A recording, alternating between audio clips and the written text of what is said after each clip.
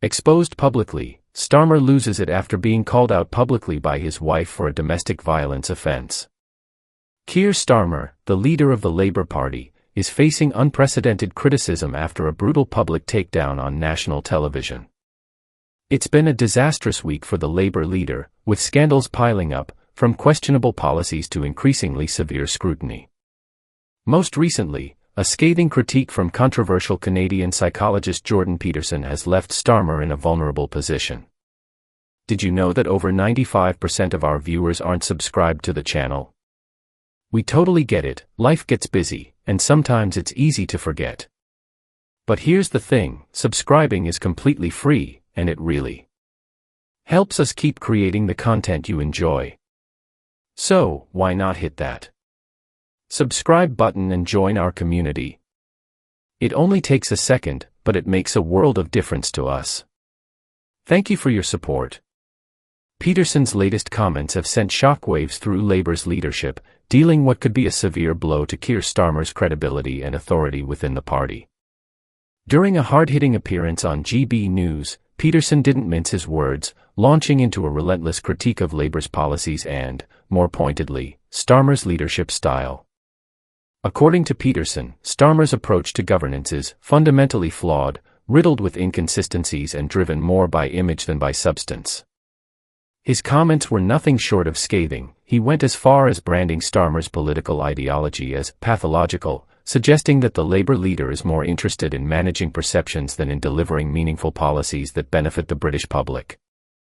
But Peterson's critique didn't stop at Starmer's leadership alone. In a move that stunned many viewers, he drew a direct comparison between Starmer and Canada's Prime Minister, Justin Trudeau, arguing that both men are cut from the same cloth.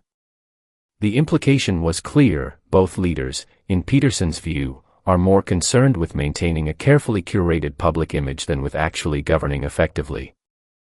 This comparison, seen by many as a sharp indictment of both men's leadership styles, has added fuel to the growing debate over whether Starmer has what it takes to lead Britain effectively. Labour's net zero plans, complete insanity. Among the most controversial topics Peterson tackled was Labour's ambitious net zero policy, a program designed to transition the UK to cleaner energy sources and reduce carbon emissions. But Peterson didn't hold back in his assessment. He described Labour's approach as complete insanity, arguing that these policies would wreak havoc on the British economy while delivering little in the way of tangible environmental benefits. Peterson warned that implementing Labour's net zero agenda would result in widespread job losses, particularly in traditional industries such as manufacturing, coal, and oil. At the same time, the financial burden would fall squarely on the shoulders of ordinary citizens, skyrocketing energy prices, increased taxation, and growing economic instability. The question many are now asking is whether the environmental benefits Labour claims will materialise are worth the heavy toll on Britain's workforce and economy. For many critics, Peterson's argument is difficult to refute. The economic impact of Labour's green policies has already become a major point of contention, with businesses and analysts warning that the rushed transition could backfire. Peterson went further, accusing Starmer of engaging in nothing more than virtue signalling, adopting grandiose policies that sound impressive but fail to deliver real solutions. And now, for the first time, cracks are beginning to appear in Starmer's polished public image. Voters who once saw him as a steady, competent leader are starting to question whether his agenda is truly in Britain's best interest, or whether it's all just political theatre. The Chagos Islands controversy, a risky gamble for Britain. But Peterson's takedown of Labour didn't end with its economic policies. He also turned his attention to what is fast becoming one of the most contentious geopolitical issues of Starmer's tenure, the Chagos Islands dispute.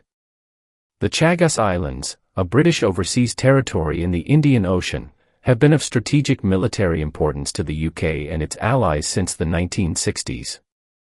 Home to a key US military base, the islands play a vital role in global security operations.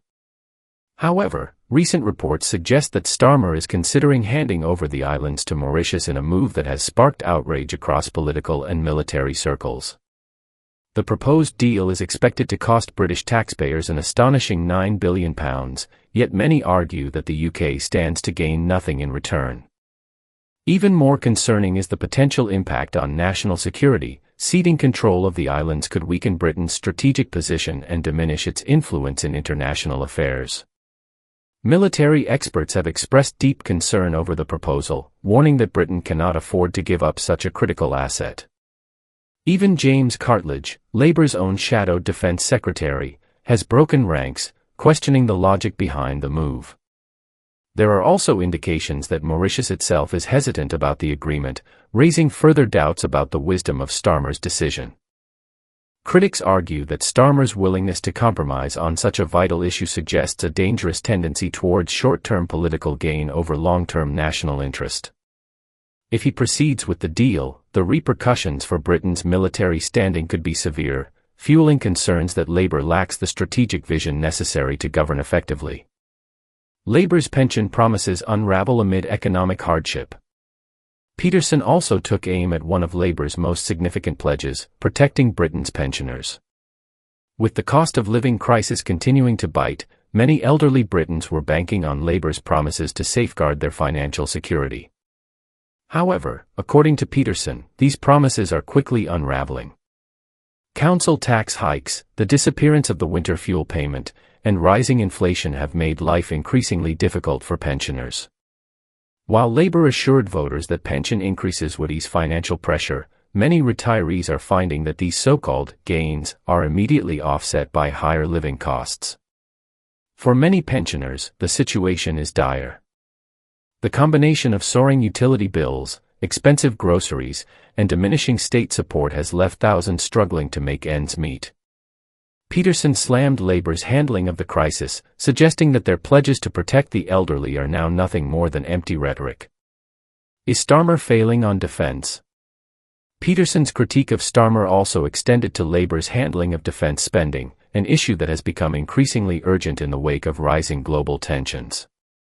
With NATO urging member states to boost their military budgets, many Western nations have pledged to increase defense expenditure. Yet, Starmer appears undecided on whether to follow suit. Currently, the UK's defense budget lags behind the 3% GDP target that many allies, including the US, are pushing for. Peterson argued that Labour's reluctance to commit to stronger defense funding leaves Britain vulnerable at a time when geopolitical threats are escalating. He cited growing concerns over Russia, China, and conflicts in the Middle East as clear examples of why Britain cannot afford to weaken its military posture. Even within Labour's own ranks, doubts are growing.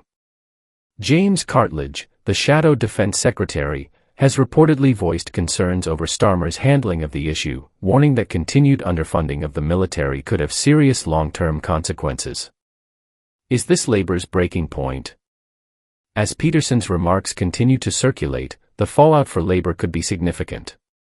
His critique has struck a chord with many Britons who are beginning to re-evaluate their confidence in Starmer's leadership. With economic pressures mounting, national security at stake, and public trust wavering, Labour finds itself at a critical juncture.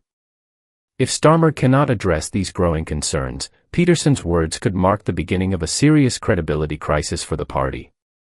For now, one thing is certain: Starmer can no longer rely on optics alone. The British public is watching, and they are demanding real leadership, not just political performance.